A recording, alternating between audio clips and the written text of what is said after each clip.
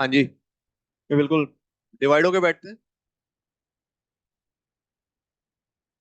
मतलब फिक्स है बॉयज या गर्ल्स, ऐसा तो नहीं है ना?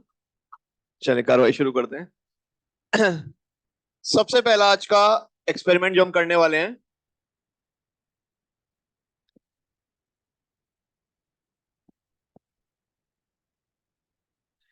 हाँ, स्पेसिफिक हीट मुझे पता है, होगा, बिल्कुल होगा। यहाँ पर सबसे पहले हम कैलकुलेट करने वाले हैं resistivity of material of a given wire using metre bridge. Metre bridge का नाम सुनते ही सबसे पहले कौन सा प्रिंसिपल दिमाग में आता है? कौन सा? Balanced wheat stone bridge. अब यहां पर हमने क्या किया हुआ है, एक वायर है यूनिफॉर्म थिकनेस की, यहां पर है अननोन एक्स, यहां पर है known resistance R. We need to find the value of X, we know R, and we know the length of this wire. अब बीट्स ऑन ब्रिज इस प्रिंसिपल पर है कि अगर हम बात करें यहाँ एक्स वाई और ये R1 ये R2, और अगर नल पॉइंट ऑब्टेन हो रहा है तो हम कह सकते हैं X by R1 is equal to Y by R2। और R1 R2 या लेंथ के अकॉर्डिंग होंगे तो हम कह सकते हैं X by equal to Y, और यहाँ लिख सकते हैं एल, और यहाँ लिख सकते हैं 100 - एल। अब अपने एक्सपेरिमेंट के लिए पहली चीज ध्यान रखने वाली कि रीडिंग कहाँ बेहतर आती है, अगर नल पॉइंट मिडल में हो या एजेस पर हो। ऐसा क्यों?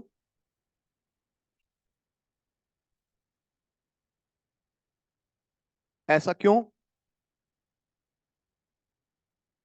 दोबारा बोलो क्यों। हाँ, and correction word is the right word. अगर एंड से कोई एरर आ भी रहा है तो जब मिडल में होगा तो दैट कैन बी नलिफाइड। तो पहला पॉइंट, जब भी हम रीडिंग लेंगे नॉर्मल बिट्स ऑफ में तो कोई फर्क नहीं पड़ता, बट जब यहाँ एक्स की वैल्यू निकाल रहे हैं तो हम चाहते हैं नल पॉइंट कहाँ पर आए, मिडल में। कई बार डायरेक्टली नहीं बोलेगा, सीधा क्वेश्चन पूछ लेगा, जैसे कि ये 16 नंबर क्वेश्चन देखेगा क्या कह रहा है। एक हमें अननोन रेजिस्टेंस निकालनी है, एस, शंट, और अलग अलग वैल्यूज हमने लिए हैं, आर को बदल बदल के देखा है। तो हमारे पास एस आया कभी 2.65, 2.77, 2.89, 2.25। कौन सी ज्यादा एक्यूरेट रीडिंग है? जहां पर एल 50 के नजदीक है, 50 सेंटीमीटर के, कौन सा केस है? सेकेंड वाला। सो हम बोलेंगे ये जो रीडिंग आ रही है 2.77, this is more accurate. Why? Because the length is closer to 50 centimetre. जो 50 सेंटीमीटर के ज्यादा क्लोज है वो रीडिंग क्या होगी? सबसे ज्यादा एक्यूरेट। क्या क्लियर है बात? आपको दिख भी रहा है, वेरी कर रही है थोड़ी थोड़ी, बट जो सबसे ज्यादा एक्यूरेट है वो कौन सी ली जाएगी? 2.7 से। आगे आगे, इसका आंसर करें एक न्यूमेरिकल का 17 नंबर फटाफट से। देखते हैं यार, इसमें कोई टाइम नहीं खर्च होना चाहिए, ये बिल्कुल हमारे मॉड्यूल का ही काम है। मीटर ब्रिज में नल पॉइंट हो रहा है 20 सेंटीमीटर पर, तो x by 20 equal to y by 80। पूरी लेंथ कितनी है? 100। अब यहां से हमें पता चल गया that y is equal to 4 times x, आया ना? y किसके बराबर है? 4 टाइम्स x। आगे बोला जब 4x और y को हम कंपेयर करेंगे तो नल पॉइंट कहाँ आएगा? अब आप बताइए, दोनों बराबर है तो नल पॉइंट कहां पर आएगा? मिड पर। 50-50, so the answer would be 50। ये अगेन आपके मॉडल जैसे सवाल है, इसमें कोई दिक्कत नहीं होनी चाहिए। एरर कौन से क्रीप इन कर सकते हैं यहाँ पर? जब भी कोई वायर आएगी तो सबसे पहला एरर ये बोलेंगे कि वायर की क्रॉस सेक्शन एरिया यूनिफॉर्म नहीं है, हो सकता है कि ना हो, एरर क्रीप इन कर जाएगा। जहां भी कनेक्शन बने हुए तो बोलेंगे कनेक्शंस माइट बी लूज। हाँ, रेजिस्टेंस वेरी कर सकता है। और एक चीज, जब इसको हम लेंथ को मेजर करते हैं तो ये स्ट्रिंग स्लैक नहीं होना चाहिए। हम इसको जब मेजर कर रहे हैं ये स्ट्रिंग स्लैक नहीं होना चाहिए, it should be stretched properly without any Kings. Kings मतलब कहीं भी गांठ वगैरह ना बंधी हो, स्ट्रिंग थोड़ा सा भी स्लैक ना हो। ये छोटे से एरर है जो एआर में पूछे जा सकते हैं। बाकी इस तरह के क्वेश्चन में आपने सारे देखे हुए हैं। इसका ओरली आंसर कर दीजिए। ओपन की का क्या मतलब है कि वहां रेजिस्टेंस कितनी है? इनफाइनाइट। ओपन सर्किट मतलब रेजिस्टेंस कितनी है? इनफाइनाइट। इस तरह के क्वेश्चन कर लेंगे कि पहले एक को यहाँ लगाया हुआ था एक्स को, वाई को यहाँ इंटरचेंज कर दिया तो नल पॉइंट कैसे चेंज होगा। एक छोटा सा क्वेश्चन है उसको भी कर डालते हैं, प्रोबेबिलिटी उसकी ज्यादा है आने की। नाइन्थ नंबर देखेंगे, क्वेश्चन नंबर 9 फटाफट से। नाइन्थ क्वेश्चन हमें बोला हुआ है 10 ओम और 30 ओम के रेजिस्टेंस है और इनको इंटरचेंज कर दिया 10 और 30। तो पहले मुझे बताइए नल पॉइंट क्या होगा, एल और 100 माइनस एल। तो हमने लिख लिया 110 by L equal to 30 upon 100 minus L.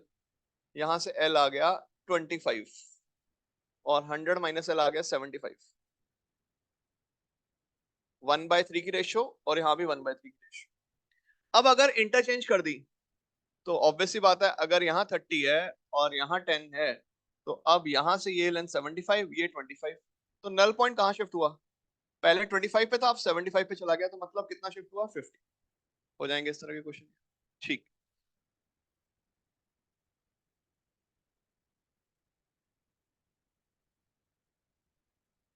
एक थ्योरेटिकल क्वेश्चन और था 14th नंबर।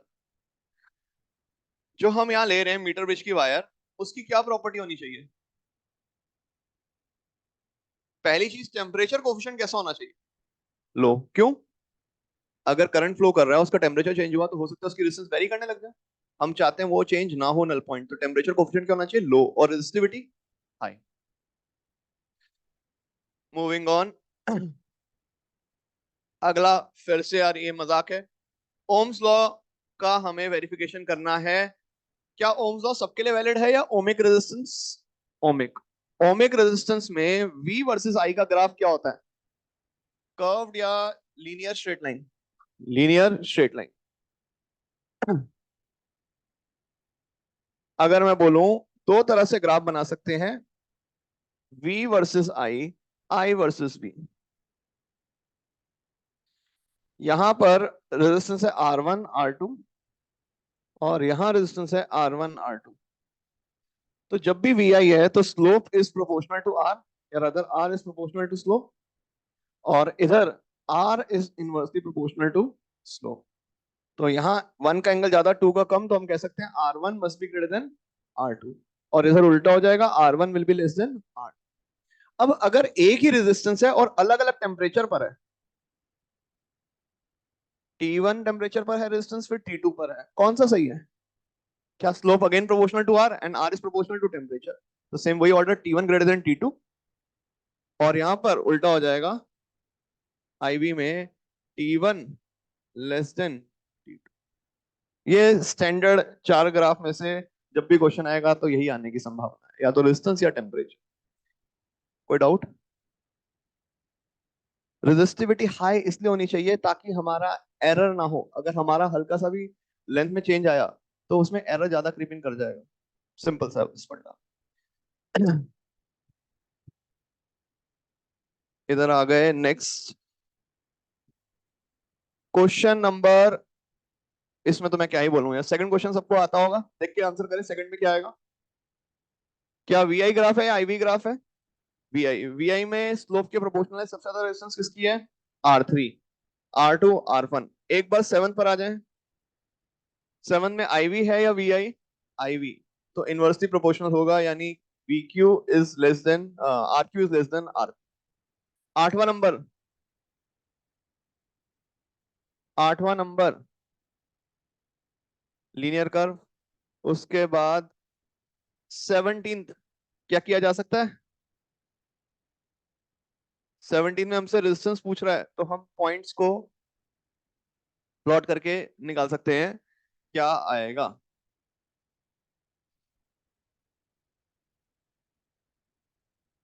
एक पहला क्वेश्चन इसका, जब भी हम सर्किट में एमीटर लगा रहे हैं तो सीरीज में लगेगा या पैरेलल में, और वोल्ट मीटर पैरेलल में। और अपने पास क्वेश्चन नंबर 10, इलेक्ट्रिकल कंडक्टेंस का ऐसा यूनिट। बिल्कुल, second option is the correct answer, बस इसमें और कुछ ज्यादा है ही नहीं।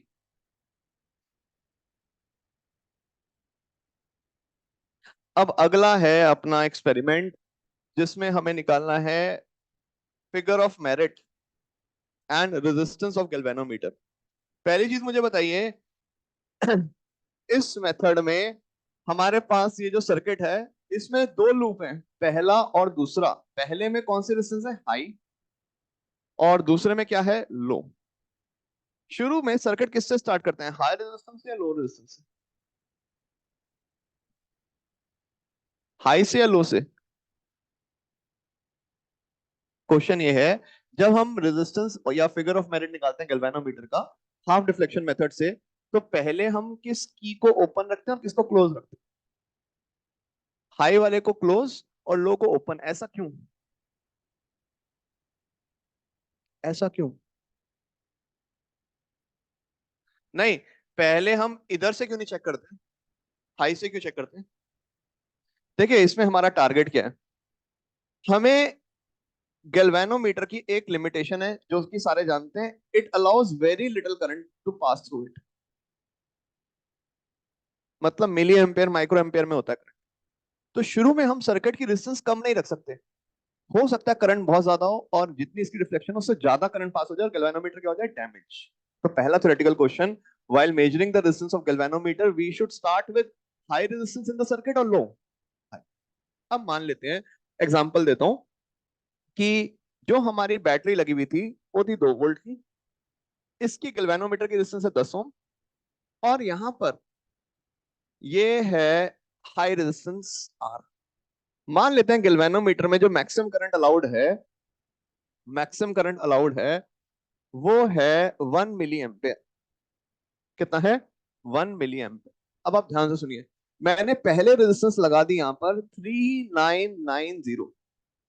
स्मॉल है या हाई है, हाई। ऑब्वियस सी बात। तो मुझे बताइए सर्किट में रेजिस्टेंस कितनी हुई total, 4000। What will B current, 2/4000 यानी 0.5 मिली। तो मतलब अभी गैल्वेनोमीटर सेफ है, अपनी मैक्सिमम वैल्यू रीच नहीं हुआ। अब मैं इस रेजिस्टेंस को थोड़ा कम करते करते मैंने कर दिया 1990। अब बताइए रेजिस्टेंस कितनी हो गई, 2000। अब इसमें करंट कितना जा रहा है, आईजी। मतलब मैक्सिमम डिफ्लेक्शन आ रही है। यहाँ तक ओके बात? मतलब मुझे पता चल गया कि 1990 यहाँ पर मैक्सिमम डिफ्लेक्शन आ रही है। ओके बात? मेरे को डिफ्लेक्शन,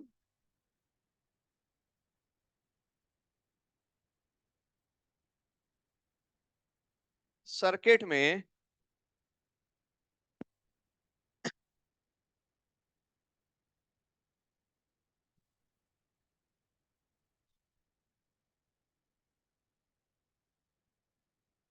अब मान लीजिए मैंने यहाँ पर डिफ्लेक्शन देख ली, गैल्वेनोमीटर की डिफ्लेक्शन आ रही है, मान लेते हैं 40 डिविजन्स। कितनी आ रही है, 40 डिविजन्स। इस समय इसमें करंट कितना जा रहा है, आईजी। अब मैं ये वैल्यू सारी भूल जाता हूँ, मुझे ये बताइएगा कि what will be the value of IG. IG will be equal to E upon R plus G. क्या यहां तक कोई डाउट? यहां तक कोई डाउट नहीं। अब मैंने ये वाली की भी बंद कर दी और इस रेजिस्टेंस को कनेक्ट कर दिया सर्किट में।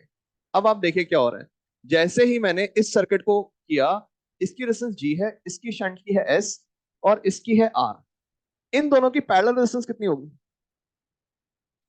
जी S upon G plus S और plus R. So what will be the current? अब जो सर्किट में नया करंट आएगा, I dash, what will be it, E upon R plus G S upon G plus S. मैं ऐसे shunt की value adjust करता हूं कि जो करंट गैल्वेनोमीटर में पहले आईजी जा रहा था, अब कितना जा रहा है, आईजी/2। तभी इसका नाम है हाफ डिफ्लेक्शन।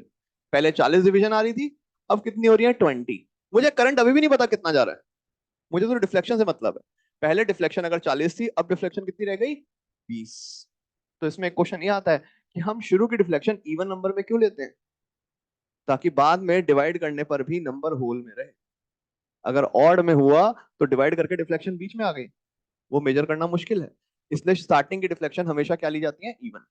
अब जो नया करंट आएगा इसके थ्रू, उसको बोल दिया आई जी डैश। यहां से तो चला था आई डैश, चेक करिएगा क्या ये आई डैश पूरा इसमें जाएगा या डिस्ट्रीब्यूट हो जाएगा। तो आई जी डैश क्या होगा मुझे बताएं। आई जी डैश क्या अपनी रेजिस्टेंस के अकॉर्डिंग होता है या ऑपोजिट? ऑपोजिट। ऑपोजिट रेजिस्टेंस कितनी है, एस, खुद की कितनी है, जी प्लस एस, इनटू क्या आई डैश लिख सकते हैं। चेक करेगा यहां तक, सारे ओके हैं। आई डैश की वैल्यू यहां पुट कर दी, उसके बाद हमारे पास एक रिजल्ट आ जाएगा पूरा सॉल्व करने के बाद, जो गैल्वेनोमीटर की डिस्टेंस है, ये तो पूरा मैंने मेथड बता दिया, वो आया G equal to R S upon R minus S. इसी को आप पुट कर देंगे या सॉल्व कर देंगे, और आप लिखेंगे एक कंडीशन और कि I G dash is equal to initial I G का हाफ, तभी तो हाफ डिफ्लेक्शन हुई है। पूरा करने के बाद लास्ट रिजल्ट आएगा गैल्वेनोमीटर का R S upon R minus S. अब एक और रीजन है हमें कि जो हम हाई रेजिस्टेंस और लो रेजिस्टेंस क्यों लेते हैं। अगर आर बहुत बड़ा है शंट के कंपैरिजन में, तो क्या आर माइनस एस को इग्नोर किया जा सकता है? अगर आर 4000 है और एस 2 है, तो कहने से 4000 माइनस 2 इज इक्वल टू 4000 होंगे। तो इस एस को इग्नोर कर देता हूँ, इस एस को इग्नोर किया तो आर से आर कट गया, मतलब गैल्वेनोमीटर की रेजिस्टेंस किसके बराबर आ गई? शंट के बराबर आ गई। कौन सा शंट? जिससे डिफ्लेक्शन आधी हो रही है। तो हमें गैल्वेनोमीटर की रेजिस्टेंस खोजनी थी और उसी से हमें मिल गई। वो एस कौन सा शंट है, क्या प्रॉपर्टी थी उस शंट की? उस शंट ने जो आईजी था उसको क्या कर दिया? Half. So can I say theoretically in half deflection method, the resistance of galvanometer will be equal to resistance of shunt when the deflection reduces to half and the resistance R is greater than। क्या सारे okay हैं यहाँ तक? ठीक, ये हमने बता दिया इसमें। कहां पर, कहां ब्रैकेट में लिखा है? नहीं समझा मैं।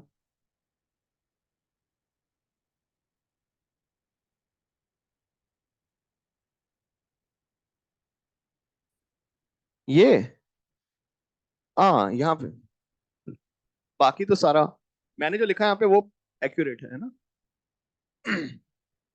इधर आ गए हम नेक्स्ट, ये लिख लिया। इसके बाद आते हैं figure of merit. What do you mean by figure of merit? क्या सेंसिटिविटी है या उसका ऑपोजिट है? ऑपोजिट। फिगर ऑफ मेरिट का मतलब ये है कितना करंट चाहिए कि एक डिवीजन का डिफ्लेक्शन आ जाए, एंड सेंसिटिविटी क्या है? सेंसिटिविटी क्या है?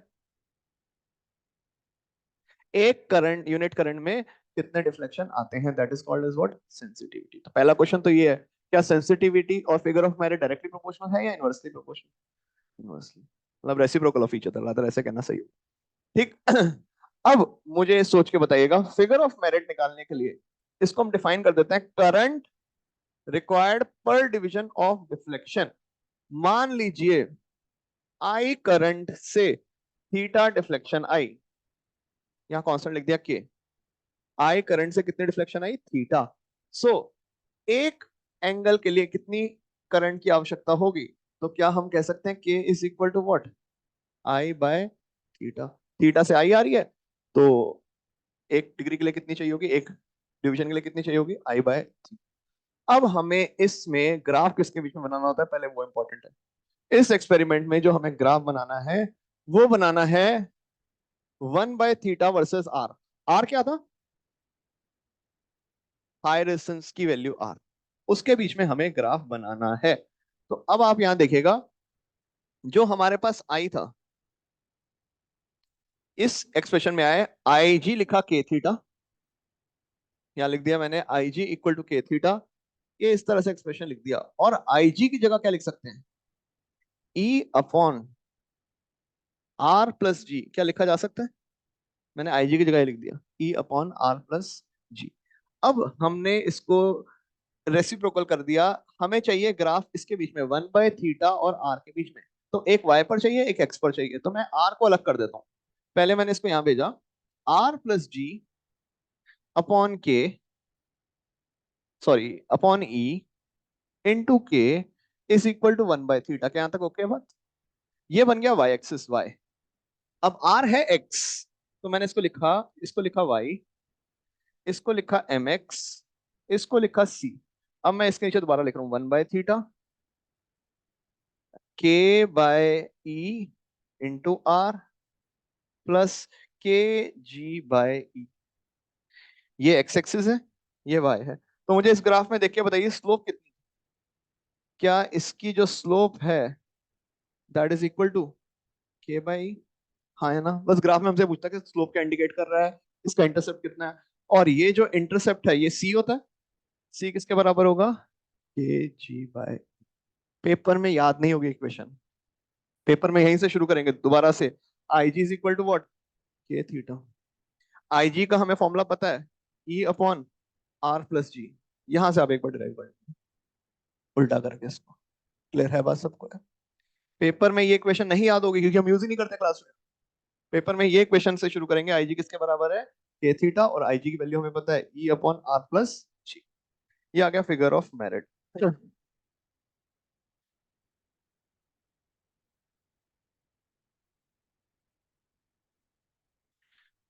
बाकी सारे क्वेश्चन यार बहुत सिंपल हैं, जैसे कोई भी क्वेश्चन आप उठा लीजिए।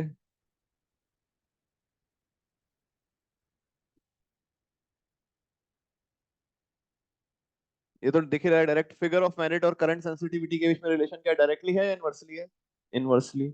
और स्लोप क्या दर्शा रहा था वो भी हमने देख लिया ऊपर।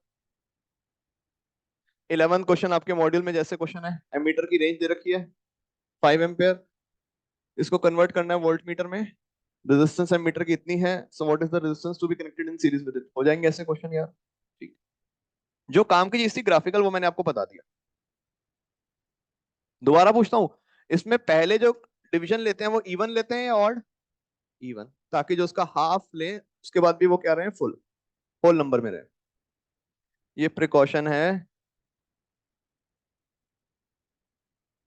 इसमें थर्ड पॉइंट बड़ा इंपॉर्टेंट है, high resistance should be introduce first, जो कि मैंने बोला, and then key K1 should be closed to avoid any current damage in the galvanometer. अगर एजर्शन रीजन में बोला, a boy X used the circuit and galvanometer got damaged, ये assertion है। Reason, he might have closed the circuit with lower resistance first। क्या सही reason है इसका? ठीक है, बाकी क्वेश्चन आप मॉड्यूल वाले ही हैं, कर सकते हैं। अब हम आते हैं ऑप्टिक्स पे। ऑप्टिक्स में सबसे इंपॉर्टेंट एक्सपेरिमेंट कौन सा है जिसमें मैक्सिमम क्वेश्चन आते हैं?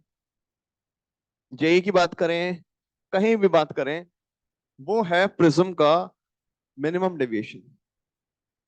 उसके तो 6-7 क्वेश्चन है, वो सारे हो ही जाने चाहिए आपकी क्लास में, और नोट्स में भी हो रखे हैं आपके। मिनिमम डेविएशन वाला प्रिज्म का सबसे इंपॉर्टेंट है ऑप्टिक्स। ऑप्टिक्स का ऐसा कौन सा एरर है जो हर एक्सपेरिमेंट में आ सकता है? पैरेलैक्स। पैरेलैक्स का क्या मतलब है? यदि इनकी बात करें, इनको ये दोनों पेन एक ही लाइन में दिख रहे हैं, फॉर एग्जाम्पल आपको हाथ खड़ा करें एक बार, आपको दोनों पेन एक ही लाइन में दिखाई दे रहे हैं। अब आप शिफ्ट होकर उनकी सीट पे चले गए, तो क्या आपको रेड और ब्लैक एक ही लाइन में दिख रहे हैं या ब्लैक आपकी तरफ शिफ्ट हो गया? जिस तरफ आप शिफ्ट हुए ब्लैक भी उसी तरफ शिफ्ट होता हुआ दिखे। इमेजिन करिए, यदि आपको ये पेन दिख रहे हैं बिल्कुल, अब आप अगर अपना हेड टिल्ट कर रहे हैं, जिस साइड हेड टिल्ट कर रहे हैं पीछे वाला उसी साइड आ जाएगा। सो पैरेलैक्स मेथड क्या कहता है, if two objects are in line, if two objects are in line and you move or tilt your head towards one side, then the object at the farthest distance from you will also move towards that side। इसको क्या बोलते हैं, parallax. और इसको overcome करने के लिए हम किसकी मदद लेते हैं, ऑयल पिन। शुरू में पैरेलैक्स चेक करने के लिए जहां हमें लाइट दिखती है उसके लिए हम पहले ऑयल पिन से अपनी आई साइड को उस लाइन के अलोंग क्या कर देते हैं, ओरिएंट। अगर ऑयल पिन एक ही दिशा में दिख रही है, मतलब एक ही लाइन में दिख रही है, तो मतलब हमारा पैरेलैक्स क्या हो गया है। क्वेश्चन पूछ लेता है, what is the purpose of using oil pins while marking the position of image and object on paper? It is to remove parallax. ये असर्शन रीजन का पहला point.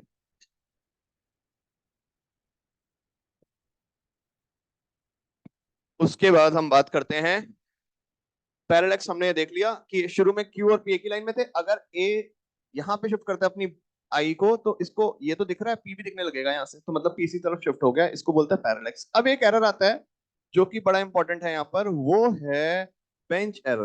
What do you mean by bench error? Bench error का मतलब है, जो हमने object रखा है, मान लेते हैं this is object, this is mirror और lens whatever it is, और यहां से हम रीडिंग लेते हैं इनके बीच की, ये इनका क्या बन जाएगा, यू। यहां तक ओके बात?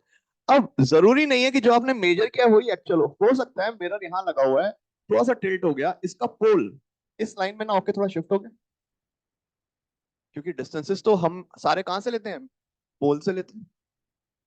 कहां से लेते हैं, पोल से। तो जो बेंच एरर है वो कब आता है, जब एक्चुअल डिस्टेंस और पोल और ऑब्जेक्ट के बीच का डिस्टेंस क्या है, आपको कुछ याद नहीं करना कि कैसे आता है, आपको सिर्फ इतना याद करना है जो आप एक्चुअल यू की वैल्यू डालोगे उसमें ऑब्जर्व डिस्टेंस को यहाँ भेज के बेंच एरर क्या कर दोगे, जो यू आप लिखोगे, आपने डिस्टेंस जो देखा था, रीडिंग दी थी, ऑब्जर्व डिस्टेंस प्लस क्या कर दोगे, बेंच एरर। अगर पॉजिटिव है तो पॉजिटिव, नेगेटिव है तो, और कुछ नहीं सोचना। एक क्वेश्चन भी करेंगे इसमें। अब इसमें एक एक्सपेरिमेंट आता है पहला, to calculate the focal length of concave mirror. सबसे पहले हमने यहाँ सेट कर दिया सेटअप, ये ऑब्जेक्ट था ओ, इस ऑब्जेक्ट को कहां रखा गया है रियल इमेज बनाने के लिए, एफ और इसके बीच में, ताकि अगर हम बात करें रियल इमेज बने हमारा, ठीक। अब ये रियल इमेज सी कहीं बीच में होगा, तो ये हमारा ऑब्जेक्ट था, इसको एफ और सी के बीच में रखा, और हमारे पास इमेज बना इधर। ये डिस्टेंस आ गया यू, ये आ गया वी। फॉर्मूला आपको पता है, F is equal to U V upon U plus V. आपने अलग अलग यू पर अलग अलग वी प्लॉट किया। दो तरह से ग्राफ बनते हैं, दो तरह से ग्राफ बनते हैं। पहला ग्राफ बनता है वन यू वर्सेस वी के बीच में, और अगला बनता है one by U versus one by V के बीच में। जब यू और वी के बीच में प्लॉट करेंगे तो आपको रीडिंग्स क्या देंगे, एक हाइपरबोला। ये कौन से क्वाड्रेंट में आ रही है, थर्ड। क्यों, क्योंकि अगर यू नेगेटिव है तो वी भी क्या होगा, negative for real image.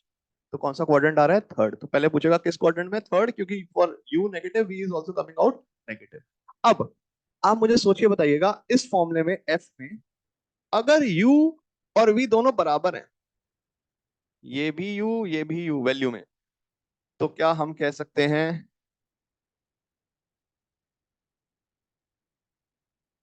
You की वैल्यू कितनी आ गई, 2f। तब जब दोनों डिस्टेंस क्या है, बराबर है। अब आपने प्लॉट कर लिया, आपसे पूछा यहाँ एंगल 45 जब बनाया, तो क्या ये लाइन और ये लाइन दोनों बराबर है, ये यू को इंडिकेट कर रही है और ये क्या कर रही है, हाँ या ना, ये लाइन यू ये लाइन वी दोनों बराबर होंगे 45 के एंगल पर। तो इस पॉइंट से जो हमें यू की वैल्यू मिली है वो किसके बराबर होगी, 2f के। या यहां से वी भी तो इतना ही है, किसके बराबर है। तो जब भी आपको फोकल लेंथ निकालनी है, आप पॉइंट्स प्लॉट करके वहां पे कौन सा एंगल बनाएंगे, 45 का। 45 वाला जहां भी कट करेगा, इसको यहां से आपने डिस्टेंस मेजर कर लिया, तो ये वैल्यू डायरेक्टली यू किसके बराबर होगी, 2f। क्या यहाँ तक कोई डाउट नहीं। अब अगर आप ग्राफ वन बाई यू और वन बाई वी के बीच में बनाते हैं तो क्या स्ट्रेट लाइन बनेगा, बिल्कुल, one by V plus one by U equal to one by F Y plus X equal to C, something like that. तो हमें मिलेगी एक स्ट्रेट। इसमें अगर मैं यहां पर इसकी वैल्यू को जीरो कर दूं, तो यू किसके बराबर है, एफ। वन बाई वी कहां जीरो होगा, वन बाई वी ऊपर पॉजिटिव नीचे नेगेटिव, केवल इसी लाइन पर जीरो होगा। तो ये वाला जो पॉइंट है, ये क्या दर्शा रहा है, जहां पर वन बाई वी क्या है, जीरो। तो यहां से डायरेक्टली वन बाय यू किसके बराबर होगा, वन बाय एफ के। जितनी दूरी है वहां से हम ये निकाल सकते हैं। यानी अगर ये ओ ए है तो focal length is equal to one by. तो आपसे क्वेश्चन ये पूछा गया कि जब हम यूवी का ग्राफ प्लॉट करेंगे तो क्या मिलेगा, हाइपरबोला है, straight line, hyperbola. One by you और वन बाई वी का प्लॉट करेंगे तो क्या मिलेगा, स्ट्रेट लाइन। बाकी न्यूमेरिकल सारे सेम है जैसे आप करते हैं। अगले पर आए।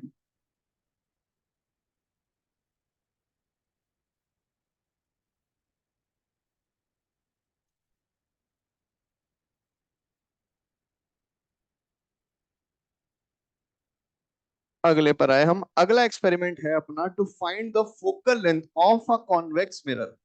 अभी तक हमने किसकी फोकल लेंथ निकाली थी, कॉनकेव की। अब हमें किसकी निकालनी है, कॉन्वेक्स की। क्या कॉन्वेक्स की हम डायरेक्ट निकाल रहे हैं या कन्वेक्स लेंस की मदद से, कन्वेक्स लेंस की मदद से।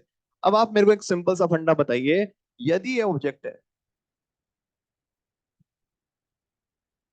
ये 2f पर रखा है ऑब्जेक्ट, तो इसकी रियल इमेज बनेगी, 2f पर ही बनेगी। मतलब अगर मैं इसकी रेस भेजूं, तो क्या ये बात सही है। एक और क्वेश्चन, अगर कोई कॉन्वेक्स मिरर है, उसमें वर्चुअल ऑब्जेक्ट है हमारे पास, रेज हमारी सी को अप्रोच कर रही है, तो क्या रे डिफ्लेक्ट होगी या उसी पाथ पर वापस चली जाएगी? उसी पाथ पर क्या चली जाएगी? क्या यहां तक सहमत है सारे? रे अगर सेंटर को अप्रोच कर रही है तो उसी पाथ पर वापस चली जाएगी। इन दोनों की हमने मदद ली। पहले मैंने ये अरेंजमेंट रखा, इसकी इमेज यहां बन गई, इमेज को लॉक कर दिया, पिन लगा दी यहां पर। अब मैंने बीच में मिरर चलाना मूव स्टार्ट किया। मिरर चलाने से इमेज यहां से शिफ्ट होने लगेगी, बट एक ऐसी पोजीशन आएगी मिरर की जहां पर इमेज वापस वही बनेगी। तो वो ये आ गई कब? जब ये रे इसके सी से पास हो रही हो।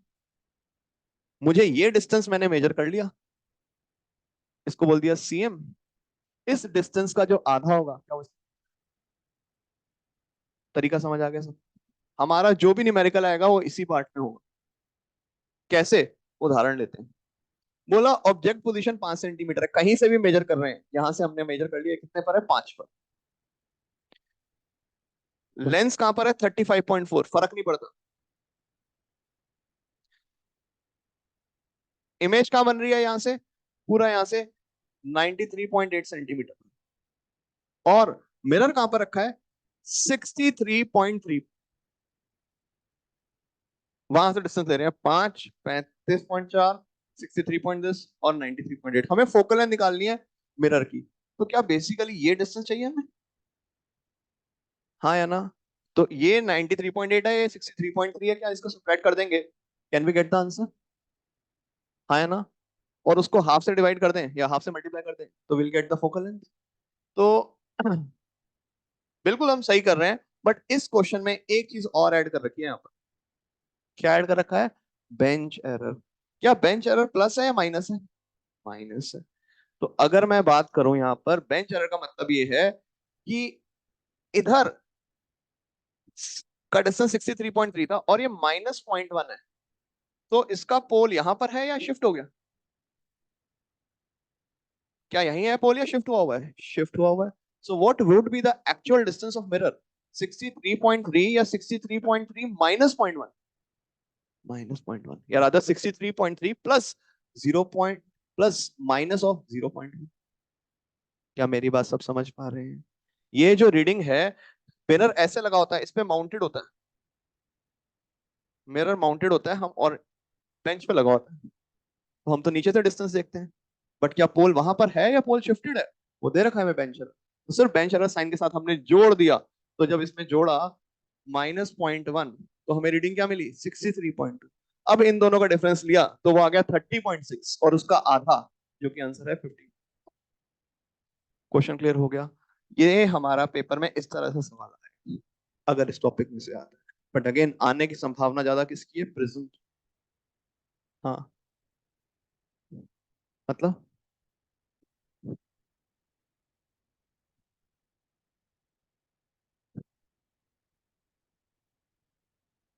मतलब ये हम जहाँ रीडिंग ले रहे हैं उसके अकॉर्डिंग है ना, आप खुद देखिए। आप मुझे सोच के बताइएगा, यहां से हम रीडिंग ले रहे थे, हमने जो इसको माउंट किया है वो यहां से किया है। हम मिरर को जब लगाते हैं या लेंस को लगाते हैं बेंच पर, तो हम ऐसे लगाते हैं ना। अगर हम ऐसे लगा रहे होते तो अलग बात थी, हम यहां से लगा रहे हैं। अब जो भी रीडिंग आई है, हमारा पोल तो यहाँ पर है, तो इसको वो अपने आप नेगेटिव करके देता है। वो उसने अपने आप ही नेगेटिव एडजस्ट कर रखा है। आपको सिर्फ उसके साथ क्या करना है? ऐड करना है। वर्नियर वाला कोई कॉन्सेप्ट नहीं, मैंने आपको स्टार्टिंग में रेड में दिखाया था। यहाँ पर जो बेंच एरर है वो एक्चुअल डिस्टेंस माइनस ऑब्जर्व। तो जब ऑब्जर्व हम लिख रहे हैं उधर भेजेंगे तो वो ऐड हो जाएगा ना। हमेशा क्या करेंगे? ऐड साइन के साथ, इतना ध्यान रखना, ठीक? मतलब इमेज तो वही बन रही थी, इमेज में तो कोई पोल का गेम नहीं है, इमेज में तो मिरर का कोई पोल का गेम नहीं है। पोल का गेम किस में आया है? जब मिरर के कोऑर्डिनेट लिखते हैं। तो हमने जो मिरर का था उसमें बेंच एरर ऐड किया, उसकी ऑब्जर्व डिस्टेंस। हाँ, हमने ऑब्जर्व निकाला था। ऑब्जर्व जो हम देखेंगे तो ऑब्जर्व कर पा रहे हैं ना, जो हम देख पा रहे हैं वो तो ऑब्जर्व कर रहे हैं। जो भी मैं लिख रहा हूँ वो ऑब्जर्व रीडिंग्स है। बट फॉर्मूले में तो एक्चुअल डालते हैं, फॉर्मूले में तो एक्चुअल डालते हैं। मेरी बात समझ रहा है? मैं ये कह रहा हूं कि यार ये डिस्टेंस मेरे को दिख रहा है यहां से, ये इमेज है, मुझे तो ये दूरी चाहिए, मैंने तो ऑब्जर्व लिख दिया। अब बेंच एरर तो ऐड करना पड़ेगा, उसने माइनस दे रखा है तो उसमें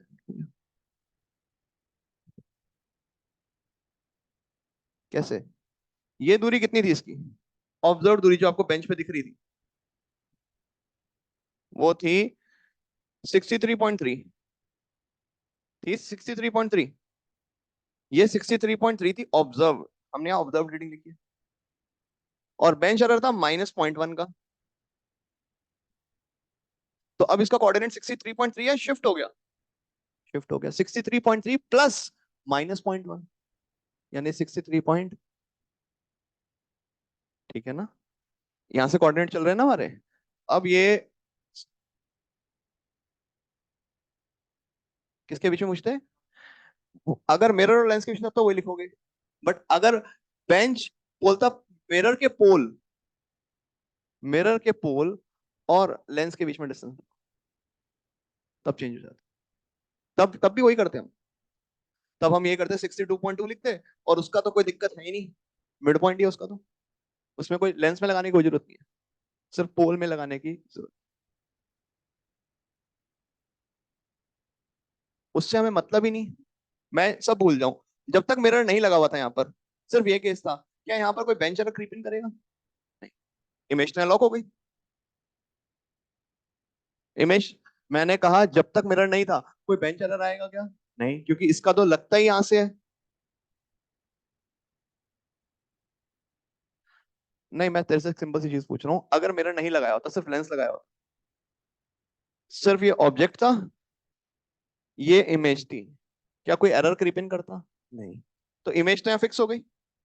अब मैं मिरर लेके आया बीच में, मान लेते मिरर यहां रखने से अभी भी इमेज वहीं बन रही है, बट मेरे को तो मिरर का ये डिस्टेंस कोऑर्डिनेट दिख रहा है,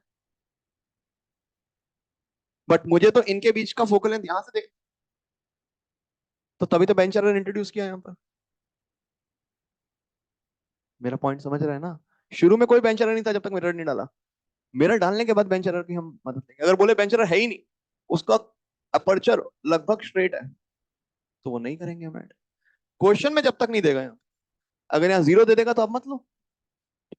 चले भाई, ये हो गया अपने पास। अगला थर्ड एक्सपेरिमेंट भी लगभग ऐसा ही है यार, सेम ग्राफ बनेंगे, 45 डिग्री पर आपको वही से वापस दिखेगा सब कुछ।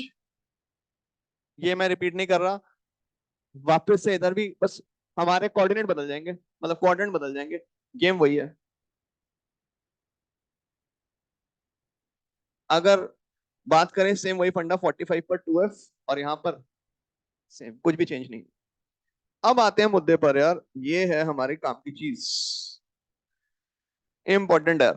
इसको हम स्टार मार्क करेंगे, ऑप्टिक्स के ज्यादातर सवाल 90% इसी में से आते हैं। हाँ जी। Angle of deviation versus angle of incidence for triangular prism. पहले मुझे फॉर्मूला बता दीजिए डेल्टा का क्या है। क्या ये हर प्रिज्म के लिए या स्मॉल प्रिज्म के लिए? हर प्रिज्म के लिए। अगर मैं डेल्टा एम का फॉर्मूला बोलूं वो क्या है, या म्यू का फॉर्मूला वो क्या है? साइन ए प्लस, क्या ये सबके लिए है या स्मॉल के लिए? सबके लिए। स्मॉल के लिए क्या है अप्रोक्सीमेशन, कि साइन थीटा को थीटा लिख सकते हैं, तो वहां से जो डेल्टा एम आता है वो किसके बराबर आता है? μ-1 × ए। इसका ग्राफ कैसा बनता है? अगर मुझे ग्राफ बनाना है डेल्टा एम वर्सेस μ-1 का, म्यू का नहीं, μ-1 का, तब तो straight line passing through origin, और उसकी स्लोप क्या देगी?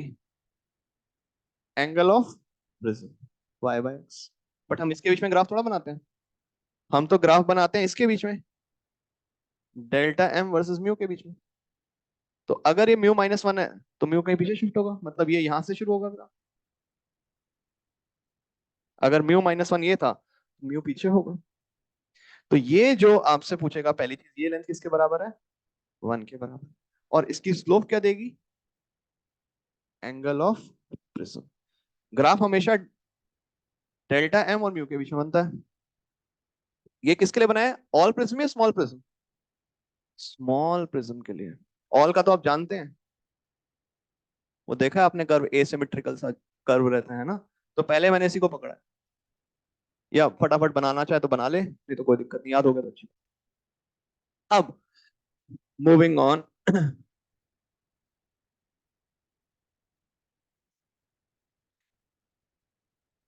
ये ग्राफ हमारा स्टैंडर्ड ग्राफ है।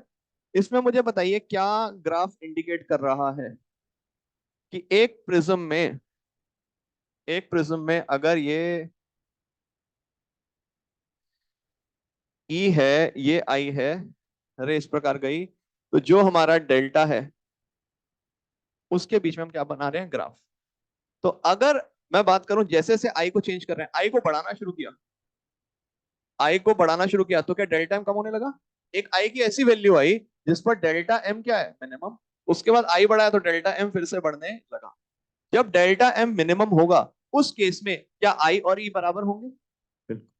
उस केस में आई और ई क्या होंगे? बराबर। तो एक क्वेश्चन देख लेते हैं हम। अगेन सबसे फ्रीक्वेंटली पूछा हुआ सवाल है हर कंपटीशन का। ये है डेल्टा एम की वैल्यू, आपने देखा भी होगा क्वेश्चन। 60 डिग्री है, और इस पर ये angle of incidence, sorry delta M 60 degree है, और उस पर आई और ई की वैल्यू कितनी है? 60 डिग्री। तो हमसे पूछा एंगल ऑफ प्रिज्म क्या है, तो ये फॉर्मूला हमने लगाया। क्या ये डेल्टा एम के लिए है या सब डेल्टा के लिए? सब डेल्टा के लिए। बट क्या डेल्टा एम के लिए भी लगा सकते हैं? बिल्कुल। तो इस पर मैंने लिखा 60, 60, 60। तो एंगल ऑफ प्रिज्म कितना आ गया? क्या ये स्मॉल प्रिज्म होगा? कंसिडर कर सकते हैं? नहीं। कितने एंगल तक करते हैं? 5 से 7 डिग्री, है ना। पेपर में कभी 10 डिग्री का भी ऑप्शन दे दे उसके हिसाब से तो टिक कर देंगे, ठीक है। ये हमने लिख दिया ए 60 डिग्री। अब बताइए म्यू की वैल्यू क्या लिखा जा सकता है? Sine A plus del M by two upon sine A by two. 60 + 60/2 60, और 30 साइन 60 √3/2, और ये 1/2। आंसर कितना आ गया? √3। ये मोस्ट प्रोबेबल क्वेश्चन होता है, मोस्ट प्रोबेबल क्वेश्चन। एक क्लास 9th का क्वेश्चन। पहला तो ये थ्योरेटिकल क्वेश्चन ही आ गया, इसको देख लेते हैं। हाँ जी, फर्स्ट क्वेश्चन देखिए, ग्राफ किसके बीच में है? डेल्टा और म्यू के बीच में। और ग्राफ क्या कर्व्ड है? नहीं। ग्राफ क्या है? स्ट्रेट लाइन तो जरूर। प्रिज्म कौन सा है? Small angle. अब हमसे बोला था ये ग्राफ स्ट्रेट लाइन है, इसकी स्लोप तो हमें एंगल ऑफ प्रिज्म देगा, बट ये लेंथ किसके बराबर होगी? तो बताइए क्या point P corresponds to mu equal to 1? सही है। क्या स्लोप इसका a/2 देगा? नहीं। क्या स्लोप 2a देगा? नहीं। तो एक ही ऑप्शन सही है, कौन सा? क्या यहां तक ओके है सर? ठीक। सेकंड क्वेश्चन, इसके नीचे वाला। सेकंड क्वेश्चन इसके नीचे वाला, खुद अटेम्प्ट करिए। हमसे बोला गया दो पैरेलल रेज आ रही हैं, और इस प्रिज्म पर इंसिडेंट होने के बाद रिफ्लेक्ट हो गई। तो इस रे और इस रिफ्लेक्टेड रे के बीच में जो एंगल बन रहा है डेल्टा, वो कितना होगा? याद ही कर रखा है या किया था सॉल्व क्लास में? अच्छा। किसी ने, जिसने नहीं सॉल्व कर रखा? सबने कर रखा है सॉल्व? मेथड नहीं पता?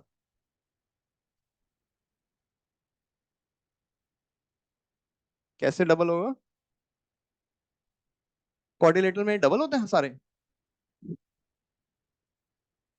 नहीं नहीं नहीं, जब भी ऐसा आ जाए ना भाई, हल्का सा मैं चेंज कर दूं गड़बड़ हो जाएगी। देखो ध्यान से, पहला काम क्या है, यहां पर आप हमेशा हाफ करेंगे, ये हो गया a/2। अब ये लाइन इस पर गिरी, तो ये ऑल्टरनेट एंगल कितना हो गया? a/2। अब अगर रे यहां से रिफ्लेक्ट हुई है तो एंगल ऑफ इंसिडेंस तो ये है, बट ये ग्रेजिंग एंगल बन गया। क्या ये भी a/2 होगा? बिल्कुल। यहां तक ओके बात। अब मैंने इस रे को पीछे प्रोड्यूस किया, क्या ये और ये वर्टिकली ऑपोजिट एंगल होंगे? तो ये भी क्या होगा? a/2। अब अगर ये a/2 है, ये a/2 है, तो क्या एक्सीलर एंगल बन गया इस ट्रायंगल का? क्या exterior angle is equal to sum of these two? या पहले आप ये निकाल लो, फिर लीनियर ब्रेसेस को सब्ट्रैक्ट कर दो, तो आंसर आएगा a/2 प्लस a/2 कितना? a। अब ये a यहां तक आया आधा, तो पूरा कितना होगा? ठीक है ना। इसमें कोई भी फॉर्मूला नहीं लगा, सिर्फ एक ही फॉर्मूला लगा, angle of incidence equal to angle of और ग्रेजिंग एंगल उसके बराबर।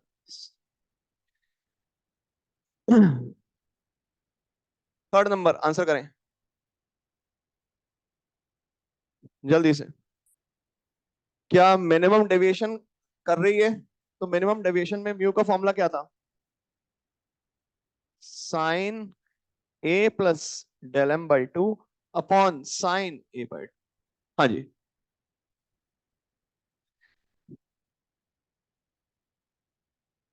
मिल गया इंस्ट्रक्शन, सुमित विजय सर से जाते हुए मिल लीजिए। इधर ध्यान यार। अब हमें बोला गया अगर हमने रिफ्रैक्टिव इंडेक्स थोड़ा सा बढ़ाया, एंगल ऑफ प्रिज्म को नहीं चेंज किया, तो क्या डेल्टा एम भी बढ़ना चाहिए? म्यू को बढ़ा रहे हैं और ए वही है, तो क्या डेल्टा एम बढ़ना चाहिए? बिल्कुल। तो हमें पहले मिनिमम डेविएशन मिल रही थी, हमने उसी का प्रिज्म का म्यू बढ़ा दिया थोड़ा सा, तो what will happen to the deviation? It will be greater. Okay है बात भाई? आप चाहते हैं क्वेश्चन कर रखे तो मैं छोड़ देता हूँ, सपने कर रखे हैं, बट मैं वो बता रहा हूँ जो काम के क्वेश्चन है यार, पूरे नहीं डिस्कस कर रहा, जो नीट के लिए इंपॉर्टेंट है। इधर आ जाइए, ऐसा मजाक हो जाएगा छठा वाला। छठे में एंगल ऑफ इंसिडेंस कितना है, 38 या 58? ऐसा किसने कहा? 58 नहीं हो सकता? हो सकता है दोनों। कौन से प्रिंसिपल से? Principle of reversibility of light. अगर आपसे पूछ ले एंगल ऑफ इंसिडेंस 38 है और इमर्जेंस 58 है, तो why would angle of incidence become 58 and emergence 38? due to the principle of reversibility of light। जिस पाथ से गई है लौटेगी भी उसी पाथ से। अब आ गया, तो यहां से हमें आई पता चल गया, ई पता चल गया, डेल्टा, ये डेल्टा है डेल्टा एम है? डेल्टा, क्योंकि रैंडम है ना। तो व्हाट विल बी ए? लिख सकते हैं आई प्लस ई माइनस ए। ये भी हो जाएगा क्वेश्चन, ऊपर से आगे प्रोड्यूस करके एंगल ऑफ प्रिज्म आ जाएगा और हो जाएगा। और लास्ट क्वेश्चन यार स्ट्रेट फॉरवर्ड, बोला टकराने के बाद रे पैरेलल हो गई बेस के, तो ये 45, ये भी 45, ये भी कितना 45, mu sine 60 is equal to mu sine. Game over, बिल्कुल गेम ओवर। अब आ गए ऑप्टिक्स से लास्ट एक्सपेरिमेंट पर। वही दोबारा पूछता हूँ, कितने एक्सपेरिमेंट थे ऑप्टिक्स में? सबसे पहला क्या था? फोकल लेंथ किसकी निकालनी थी? कॉनकेव की। किसकी निकालनी थी? कॉनकेव की। उसमें ग्राफ किस किस के बीच में बना था? यू और वी, 1/u 1/v। यू और वी के बीच में बनाते थे तो 45 डिग्री पे यू की वैल्यू क्या थी? 2f। और 1/v और 1/u के बीच में 1/u किसके बराबर था? 1/f। अगला किसके बीच में ग्राफ था? अगला एक्सपेरिमेंट क्या था? Focal length of convex mirror. क्या वो डायरेक्ट था या कन्वेक्स लेंस की मदद से किया था? कन्वेक्स लेंस की मदद से। क्या उसमें बेंच एरर क्रीप इन कर गया था? तो जो सीएम था वो एफ था या 2f था? 2f। अब हम आ गए यहाँ पर फिर प्रिज्म के ऊपर, अब आ गए ग्लास स्लैब की। हमें रिफ्रैक्टिव इंडेक्स चाहिए, ग्लास स्लैब की रिफ्रैक्टिव इंडेक्स हमें चाहिए।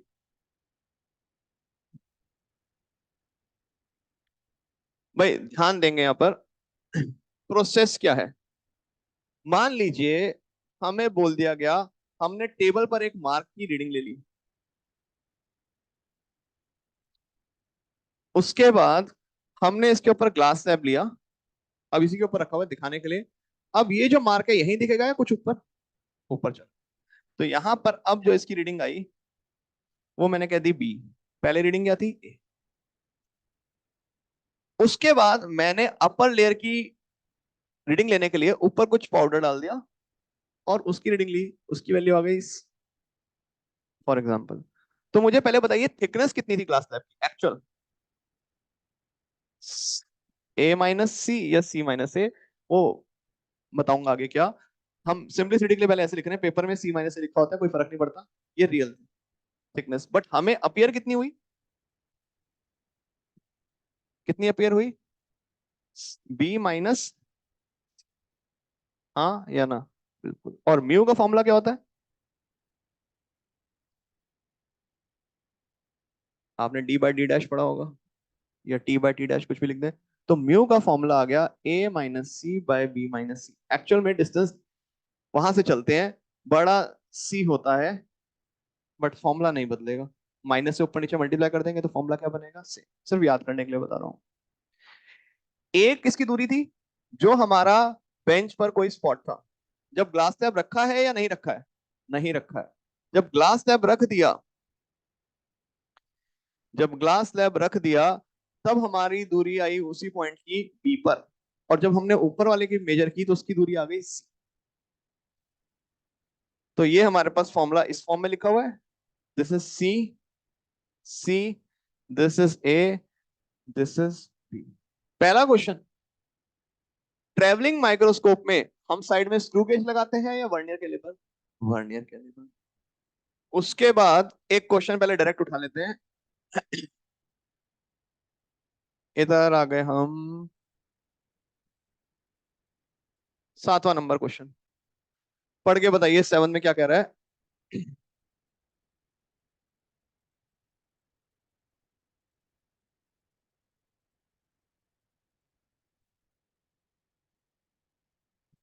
7th में क्वेश्चन क्या कह रहा है। A microscope is focused on a piece of paper. पहले पेपर पर रखा, and then on a slab of thickness 3 centimetre.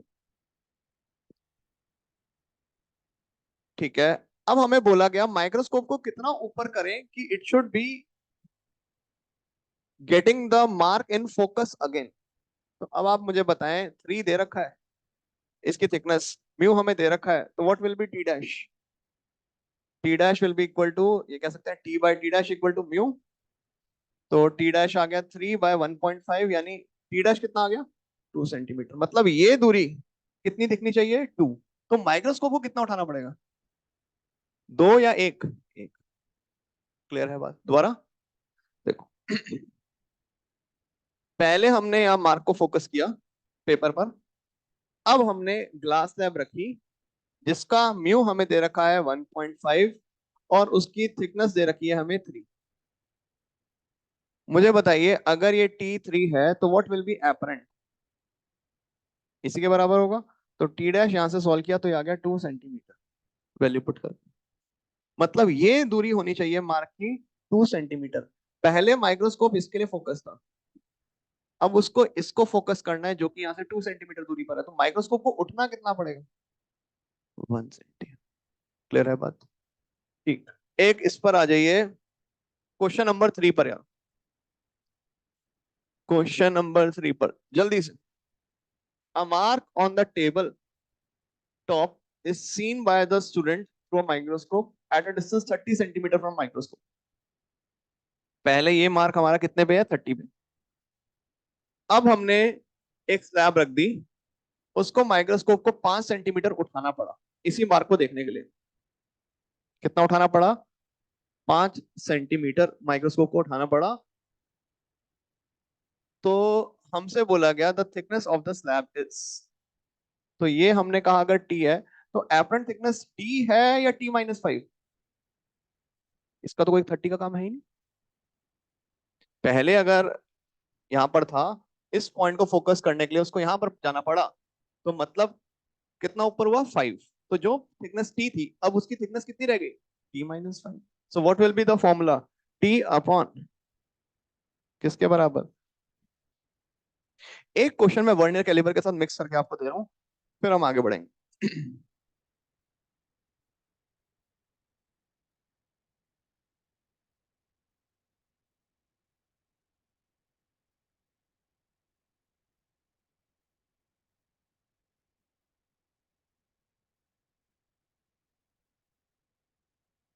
हाँ जी, इस क्वेश्चन को ध्यान से देखें। सबसे पहले मुझे बता दीजिए कि एक एमएसडी की वैल्यू कितनी है सवाल पढ़ के। क्या एमएसडी 1 सेंटीमीटर है या 1/20, क्योंकि 20 एमएसडी 1 के बराबर है, तो एमएसडी आ गया 1/20 centimetre. What is VSD, 49 MSD is equal to 50 VSD. So VSD आ गया 49/50 एमएसडी, यानी 49/50 into 1/20। What is least count, least count आ गया एमएसडी माइनस वीएसडी, 1/1000 सेंटीमीटर यानी 10⁻³ सेंटीमीटर। ये तो अभी तक वर्नियर कैलिपर का काम। अभी तक हमने माइक्रोस्कोप से रिलेटेड कुछ भी काम नहीं। अब आप मुझे बताइए, माइक्रोस्कोप विदाउट स्लैब जब फोकस कर रही थी, तो ये दूरी को मैंने कह दिया ए। ए की वैल्यू बताइए क्या लिखें? 3.2 तो था, +4 into least count. And what is least count? 10⁻³ यहां तक हो जाएगा सॉल्व। अब मैंने माइक्रोस्कोप को स्लैब के साथ फोकस किया, तो क्या ये पॉइंट उठा हुआ दिखाई देगा? तो अब इस दूरी को मैंने कह दिया बी। तो ये बी हमारे पास हो गया 4.6 +47 इंटू क्या, एल। अब ऊपर वाली हमें चाहिए, इसकी दूरी क्या है? तो इस दूरी को बोल दिया सी। सी आ गया ये 8.25 +4 इंटू क्या। तो हमसे पूछते हैं व्हाट इज म्यू। तो म्यू को क्या बोलेंगे? T/T dash. What is T? T क्या है? ए में से सी को घटा दें। And what is T dash? ये बी में से सी को घटा दें। एक्चुअली में सी बड़ा होता है, रीडिंग उल्टी ली जाती है, बट सिंपलिसिटी के लिए मैं ऐसे लिख देता हूं। ठीक है बात? ये हमारा आंसर आ जाएगा, आगे तो सॉल्व किया जा सकता है। अब हम आते हैं इस पर यार।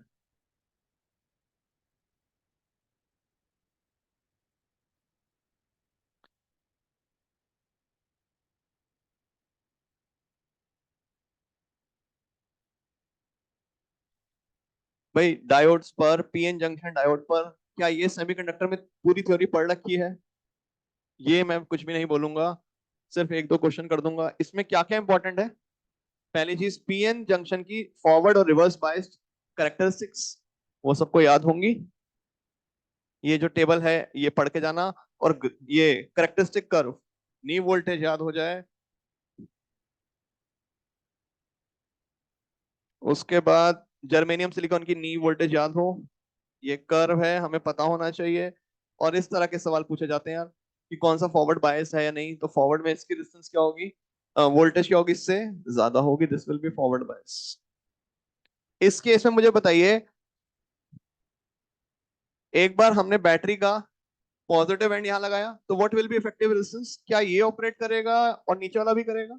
नहीं, सिर्फ ऊपर वाला करेगा इफेक्टिव रेजिस्टेंस 5। और अगर उल्टा कर दिया तो सिर्फ कौन काम करेगा? नीचे वाला।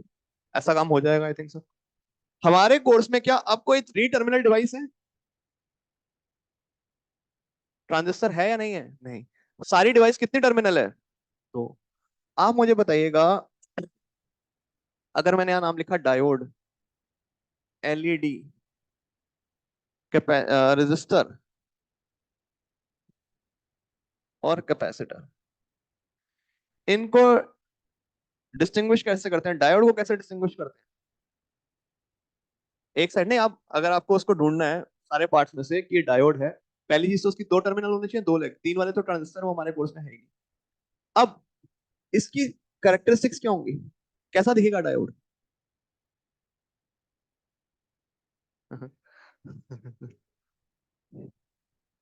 सिल्वर मार्किंग पहली चीज। दो तरह से, एक तो हमें क्या मिल जाएगा, सिल्वर मार्किंग मिल जाएगी यहाँ पर। तो जहां पर भी एक सिल्वर मार्किंग है वो डायोड है। अगर बहुत सारे कलर हैं तो वो क्या, कलर कोडिंग ऑफ रेजिस्टर, तो वो क्या होगा, रेजिस्टर। दूसरा, एलईडी की अगर हम बात करेंगे, सपोज में आपको आपने वाला पार्ट शायद पढ़ा नहीं हुआ।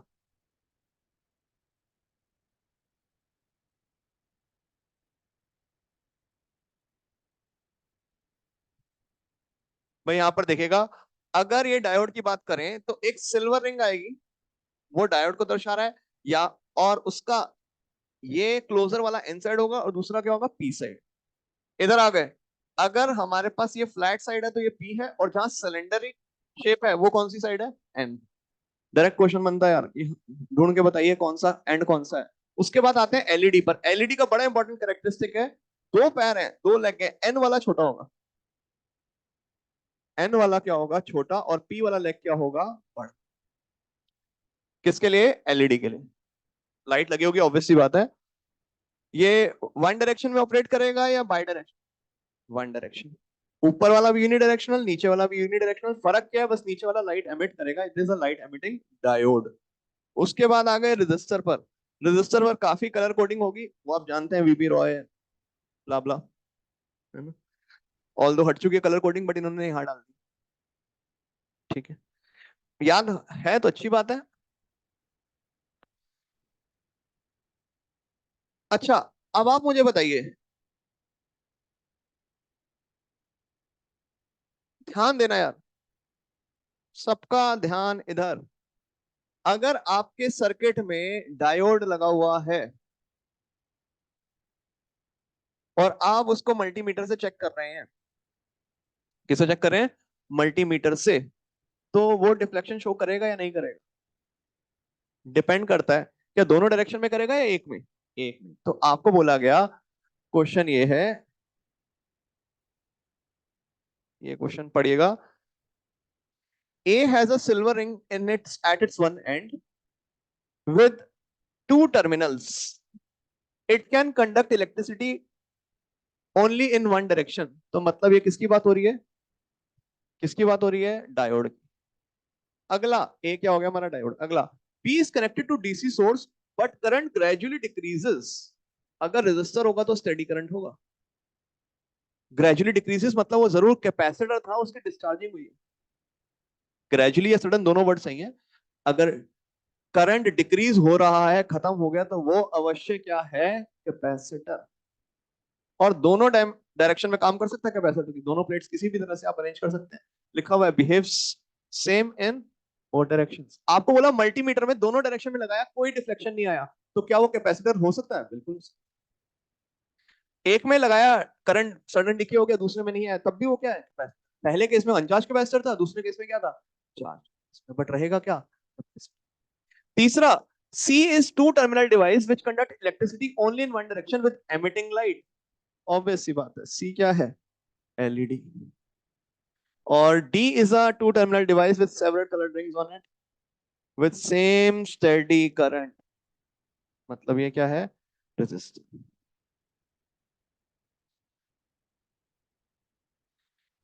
दोबारा, कितने इसमें से बाई डायरेक्शनल है? बी, ये अपने पास एक कैपेसिटर एक रेजिस्टर, और कितने यूनिडायरेक्शनल है? Diode and. बाकी सारे कैरेक्टरिस्टिक्स आप पढ़ लेना, और जीनर के मैं क्वेश्चन नहीं करा रहा यार। जीनर का जैसे ये वाला क्वेश्चन है, इस तरह का आपके मॉड्यूल में भी होगा, किए हुए हैं। तुरंत आंसर बताएं। इसके बीच में वोल्टेज कितनी है? 120। अब ये 120 इसको और इसको मिलेगी। यहां ये पैरेलल में जीनर लगा है, इसकी 40 वोल्ट है, तो इसकी भी कितनी होगी? 40 वोल्ट्स। तो 40 वोल्ट्स के अकॉर्डिंग करंट कितना आ गया? 40/5, 8 मिली एम्पेयर, क्योंकि यहाँ किलो है। इधर 40 है, टोटल 120 है, तो इसको कितना मिलेगा? 80। What is 80/5? 16 क्या? Milliampere. तो ये आ गया 16 मिली एम्पेयर। मैं सब कुछ बता रहा हूँ। अब ये 16 मिली एम्पेयर आ गया, 8 मिली एम्पेयर आ गया, तो यहाँ से करंट कितना जाएगा? 8 मिली एम्पेयर। और हमसे क्वेश्चन में सिर्फ ये पूछा हुआ है वोल्टेज। गेम ओवर है। एक लास्ट इस पर आ जाइए, फिर बढ़े आगे। Question number 10। Question number 10।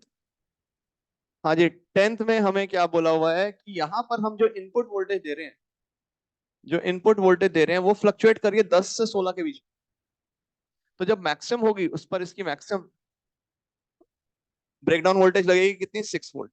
तो अगर ये 6 वोल्ट है, यहाँ मैक्सिमम 16 वोल्ट दिया था, तो बाकी बचा हुआ किसको मिलेगा? इधर 10 वोल्ट।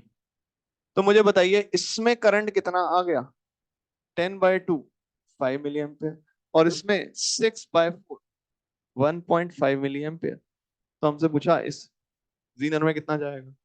3.5 मिली। क्या ओके है यहाँ तक बात? तो जितना मैंने आपको बता दिया, ये हाईली प्रोबेबल पार्ट है। और आपका जो कल पेपर होगा उसमें 25 क्वेश्चन नहीं है। एक्सपेरिमेंटल फिजिक्स के 80 क्वेश्चन बनाए थे टोटल, पहले पेपर में आपके 25 आ गए थे। कल 55 क्वेश्चन आएंगे। वो इसलिए बनाया ताकि आपको सब मिल जाए। गलत हो जाए पेपर में उससे कोई दिक्कत नहीं अभी यार, वो चीज वहां उस पेपर में गलत नहीं होनी चाहिए, इसलिए सारे क्वेश्चन आपको सप्लाई कर दिए जो जो बनते हैं नीट पॉइंट ऑफ व्यू से। ठीक है ना?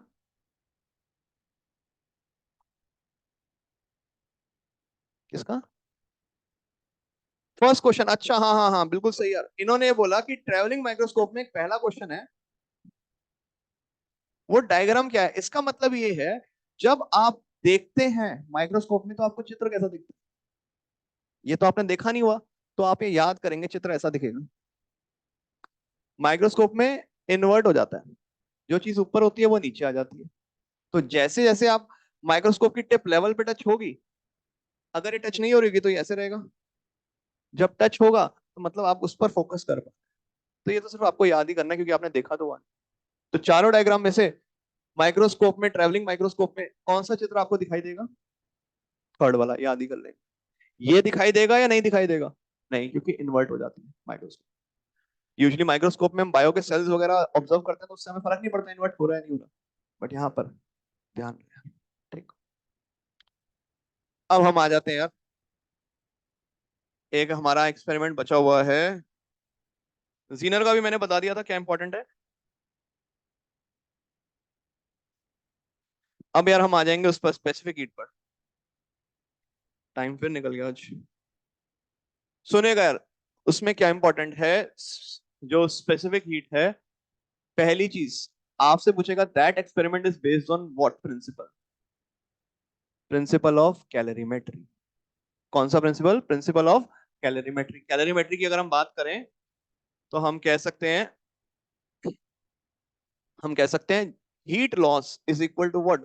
Heat gain. दूसरा, उस पर सवाल बनता है वाटर इक्विवेलेंट के ऊपर। वाटर इक्विवेलेंट किसका ज्यादा होगा, इनका या इनका? किस पर डिपेंड करता है?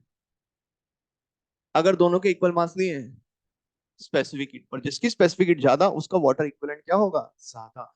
अगर दो व्यक्ति के मास हैं 40 ग्राम, इनकी स्पेसिफिक हीट है 3 कैलोरी पर ग्राम डिग्री सेल्सियस, और इनकी है 2 कैलोरी पर ग्राम पर डिग्री सेल्सियस, तो इनका वाटर इक्विवेलेंट कितना होगा? 120। और इनका वाटर इक्विवेलेंट कितना होगा? 80 ग्राम। अगला जो न्यूमेरिकल आएगा वो एक्सपेरिमेंट पर नहीं है, क्योंकि इसकी रीडिंग लेनी बड़ी कठिन है। उसमें जो क्वेश्चन आएगा वो आएगा 20 gram of ice is mix with 40 gram of water at 10 degree Celsius, can you do the joke? मजाक कर देंगे ना, बन तो नहीं जाएंगे? हो जाएगा ना ऐसा क्वेश्चन यार? बिल्कुल फंडा क्लियर है। आप जो देखेंगे भी उसमें कैलकुलेशन बहुत ज्यादा है। अगर उसने क्वेश्चन बनाया तो पूरे 15-20 मिनट में एक ही क्वेश्चन होगा। उसका एक्सपेरिमेंट सबसे ज्यादा टाइम लेता है, और वो सबसे इनएक्यूरेट रीडिंग देता है, क्योंकि वहां हजार जगह एरर आने की चांसेस होते हैं। थर्मामीटर से टेम्परेचर मेजर करते हुए, mass of lead, water equivalent लेते हुए, तो उसमें जब भी क्वेश्चन आए हैं, जेई में भी हमेशा वही आए हैं, मिक्सिंग ऑफ सब्सटेंसेस। तो आई होप टॉपिक सबको क्लियर हो गया। आज की क्लास से कॉन्फिडेंस तो आ गया होगा कि क्या क्या इंपॉर्टेंट है, और जो छोटी छोटी बारीक चीजें थी वो पता चल गई। All the very best.